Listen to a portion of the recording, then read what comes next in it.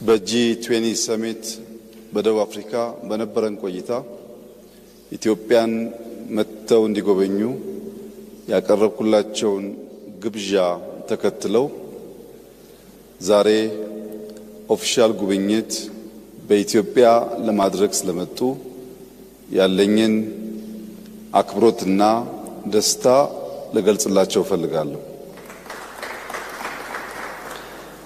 ክቡር ፕሬዝዳንት እንዲሁም ከሳቸው ጋር የመጡ የዴሌጌሽን አባላት ወደዚች ጥንታዊት የሰው ልጅ መገኛ የኮፊ አረቢካ መገኛ በአፍሪካ ብቸኛው በቅኝ ግዛት ያልተገዛች ሀገር ከፍተኛ ክብር እና ኩራት ያላት የማደግ ተስፋ ያላት ከሁሉ በላይ ደግሞ የአፍሪካ የፖለቲካል ካፒታል ወደ ሆነችው አዲስ አበባ እንኳን በሰላም መጣችሁ። ቆይታችሁ ያማረ የሰመረ እንደሚሆን ተስፋዬ የላቀ ነው። ዛሬ በነበረን የሁለትዮሽ ግንኙነትና ንግግር በአንዳንድ ወሳኝ ጉዳዮች ላይ ከፕሬዝዳንት ጋር ተግባብተናል።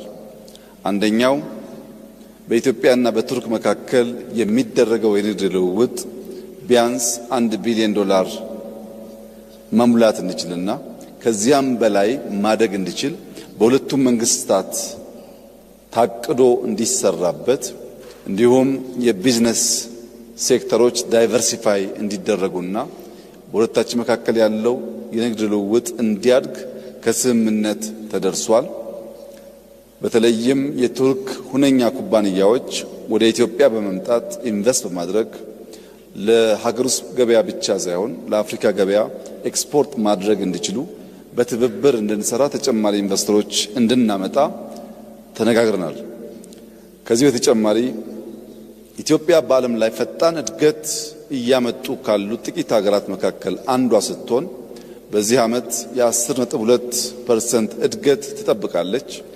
የዚህ እድገት ቀጣይነት መረጋገጥ የሚችለው ከ130 ሚሊዮን ሕዝብ በላይ ያላት ሀገር የሲ አክሰስ ተከልክላ በዓለም ላይ ካለው ልምምድና ትሬንድ ውጪ በጠላቶቻችን ደባ ለረጅም ጊዜ የጂኦግራፊ እስረኛ ሆና እንድትቆይ መደረጉ ትክክል አለመሆኑንና እንደ ቱርኪያ ያሉ የኢትዮጵያ ወዳጆች በዲፕሎማቲክ መስኩ ጫና በመፍጠር በሰላማዊ መንገድ ኢትዮጵያ የሲ አክሰስ ማግኘት የምትችልበት ሁኔታ እንዲያግዙ በስፋት ተወያይተናል። ሎጂስቲክስ አንዱ ትልቁ ቦትልኔክ ነው ለኛ እድገት። ከዚያ ደግሞ የሲ አክሰስ ቁልፉን ነገር የሚይዝ ሲሆን ፕሬዝዳንት ኤርዶጋን ከዚህ አንጻር የበኩላቸው ሚና እንዲጫወቱ ጠንከር ያለ ውይይት አድርገናል። ለዚህም ምስጋና እናቀርባለን። ከዚህ ውጪ በጸረ ሽብር ትግሉ በጋራ ለመስራት የተስማማን ሲሆን በዚህ ዓመት ቱርኪዬ የኮፕ ዝግጅት ታዘጋጃለች። በሚቀጥለው ዓመት ኢትዮጵያ ከቱርኪዬ ትረከባለች። በዚህ 2 ዓመታት በሚደረገው የኮፕ ዝግጅት ውስጥ የልምድ ልውውጥ እና መደጋገፍ እንዲኖር ተስማምተናል።